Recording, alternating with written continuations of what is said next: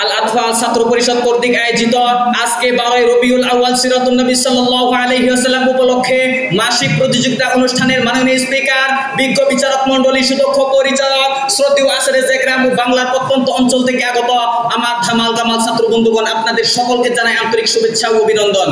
নির্ধারিত আলোচ্য বিষয় জাতির সেবায় উলামায়ে কেরামের অবদান, এই সম্পর্কে সময়ের সংক্ষিপ্ত পরিসরে আলোকপাত করার চেষ্টা করব ইনশাআল্লাহ। ওয়া তাওফীক ইল্লা বিল্লাহ। সম্মানিত উপস্থিতি, হেরা গুহার যে নূর আসহাবে সুফার মাঝে বিতরণ হয়েছিল, কাল পরিক্রমায় সেই নূরের দ্বারবাহক হলেন জাতির রাহবার উম্মতের কান্ডারি উলামায়ে কেরাম। এই কথা আমাদের সামনে দিবালোকের নেই স্পষ্ট যে আসহাবে সুফার সমাজ বিনির্মাণে যে অবদান রেখেছে, জাতির স্পন্দন উলামায়ে কেরাম সে অবদান রাখতে সক্ষম হয়েছে।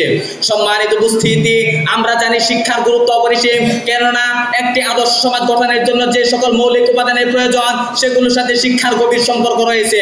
শিক্ষার অন্যতম উপাদান হচ্ছে নীতি নৈতিকতা, যা একমাত্র উলামায়ে কেরামের অন্যতম বৈশিষ্ট্য। সম্মানিত উপস্থিতি, উলামায়ে কেরাম জাতিকে যে শিক্ষা দেয় সেই শিক্ষাই হলো আসল শিক্ষা ও শিক্ষার মূলধারা। এই কথা সর্বজন স্বীকৃত এবং ঐতিহাসিক বাস্তবতায় প্রমাণিত। কেননা উপমহাদেশে বহু বছর পূর্বে মাদ্রাসার শিক্ষাই ছিল জাতির প্রধান শিক্ষা ব্যবস্থা। ব্রিটিশ আগ্রাসনের ফলে গোটা ভারতবর্ষে সাময়িক বিপর্যয় দেখা দিলেও মাদারে আইলেম ঐতিহাসিক দারুল উলুম দেওবন্দের মাধ্যমে তার বিকাশ ঘটে।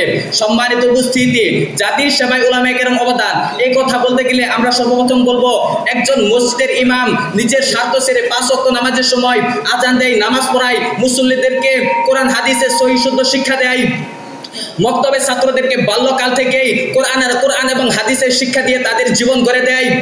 একজন খতিব সাহেব প্রতি জুমার নামাজের দিন ওয়াজ নসিহত করে মুসল্লিদের অন্তরে আল্লাহ তাআলার ভয় এবং রাসূল সাল্লাল্লাহু আলাইহি ওয়াসাল্লামের সুন্নাত আঁকড়ে ধরতে আবদ্ধ করে। এটা কি জাতির সেবা নয়?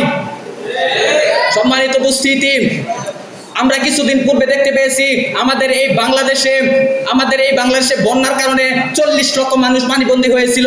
তাদেরকে সর্বপ্রথম এই আলেম উলামারাই তাদের কাছে ত্রাণ নিয়ে গিয়েছিল। এটা কি জাতির সেবা নয়? এর কিছুদিন পূর্বে আমরা দেখেছি আমাদের দেশে বৈষম্য বিরোধী কোটা সংস্কার আন্দোলনে আমাদের এই কওমি মাদ্রাসার 100 বেশি ছাত্র শহীদ হয়েছিল। সম্মানিত উপস্থিতি, 2020 সালে যখন করোনা ভাইরাসে আক্রান্ত হয়ে হাজার হাজার মানুষ মৃত্যুবরণ করেছিল, তখন তাদের পাশে কোনো মানুষ যাওয়ার সুযোগ পায় নাই, মানুষ ভয়ে আক্রান্ত ছিল।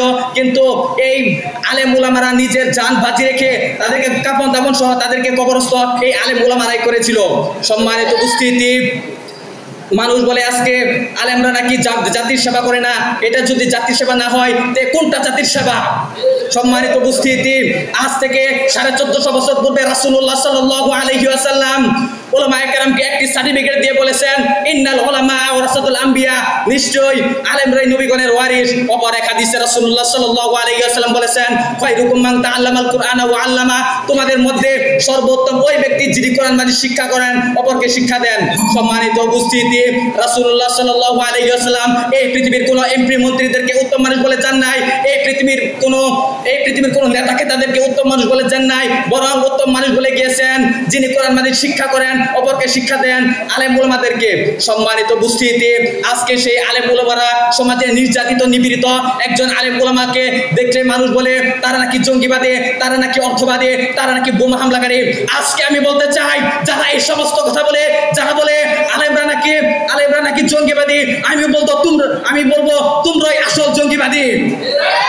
সম্মানিত উপস্থিতি, আজকে যারা জাতির সেবা দেখিয়ে বড় বড় কথা বলে, জাতির সেবা দেখিয়ে খুন খারাপি হত্যা মামলা করে আমাদের এই স্বাধীন রাষ্ট্রকে, ইসলামী রাষ্ট্রকে অশান্ত করে তুলতে চায়, তাদেরকে আমি স্পষ্ট ভাষায় বলে দেব, এই বাংলার জমিন হযরত শাহজালালের জমিন, এই বাংলার জমিন হযরত শামসুল হক ফরিদপুরের জমিন, এই বাংলার জমিন এখনো শাহিদ আছে ফখরে বাঙ্গাল আল্লামা তাজুল ইসলাম রাহমাতুল্লাহি আলাইহি, এই বাংলার জমিন এখনো শাহিদ আছে হযরত হাফিজ জৌত রাহমাতুল্লাহি আলাইহি, এই বাংলার জমিন এখনো শাহিদ আছে সৈয়দ ফজলুল করিমের মতো বড় বড় আলেম উলামারা, এই বাংলার জমিনে এখনো শাহিদ আছে মুফতি আমিনের মতো বড় বড় আলেম উলামারা। সুতরাং এই বাংলার জমিনে এখনো প্রত্যেকটি মসজিদের মিনারে মিনারে আল্লাহু আকবার ধ্বনিত প্রতিধ্বনি হয়। সুতরাং এই বাংলার জমিন থেকে যদি আলেম উলামাকে এবং ইসলামের বিরুদ্ধে যদি কোনো কটূক্তি করা হয়, তাহলে এই বাংলাদেশের দেশপ্রেমিক মুসলমানেরা তাদেরকে এই দেশ ত্যাগ করতে আমরা অবশ্যই বাধ্য করব।